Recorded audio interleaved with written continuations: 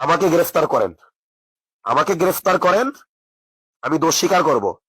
আমি দোষ স্বীকার করে 164 ধারায় জবানবন্দি দেব এবং সাথে ওই যারা যারা যারা উস্কানি দিছে, যাদের পোস্ট দেখে আমরাও পোস্ট দিছি, এই সাদিকুর রহমান খানের পোস্ট দেখে আমরা দিছি, সার্জিস আলমের পোস্ট দেখে আমরা দিছি, এই যে নাসিরউদ্দিন পাটোয়ারির পোস্ট দেখে আমরাও পোস্ট দিছি।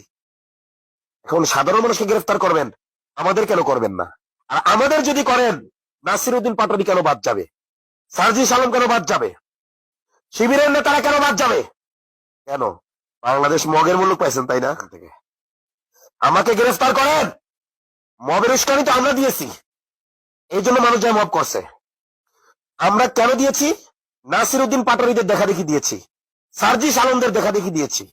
সার্জিস আলম যখন লেখছে যে যে বিপ্লবকে চূড়ান্ত করতে হবে, আর নাইলে যেটু যা করার আক্ষেপ ছিল করতে পারিনি তা করতে হবে।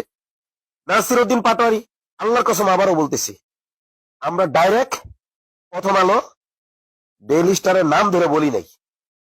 তারাও যেমন ইঙ্গিতপূর্ণ শব্দ দিয়ে পোস্ট দিছে, আমরাও এরকম ইঙ্গিতপূর্ণ শব্দ দিয়ে পোস্ট দিছি যে ভারতীয় আধিপত্যবাদের চিহ্ন যেন বাংলাদেশে না থাকে।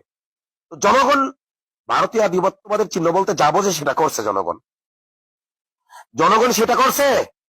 এখন 400-500 লোকের নামে মামলা, গায়েবী মামলা মারাইছে, এগুলো তো হাসিনার কালচার, এগুলো তো ফ্যাসিস্টের কালচার। সেগুলো নিয়ে আইছেন। যেই প্রথম আলো, যে দিল্লি স্টার হাসিনাকে রক্ষা করার জন্য কাজ করছে, আজকে তাদের রক্ষা করার জন্য ইন্টারিম লাগছে। আবার ওসমান আদি, আমার ভাই, আমার বিপ্লবের চেতনা, জুলাই জজবার প্রাণ পুরুষ, আধিপত্যবাদের বিরোধিতার সবচেয়ে বড় প্রতীক ওসমান হাদি, খুনিদেরকে গ্রেফতার করতে পারো না। কোথায় খুনিরা আছে এটাও তোমাদের ইন্টেলিজেন্স এখনো শনাক্ত করতে পারে না। বাবা, প্রথম আলোতে সেজদা দিতে চলে গেছে উপদেষ্টারা। এরপরে সার্জিস, এই যে সার্জিস আলম যেহেতু পোস্ট দিছে, ও যায় নাই, নাহিদ গেছে।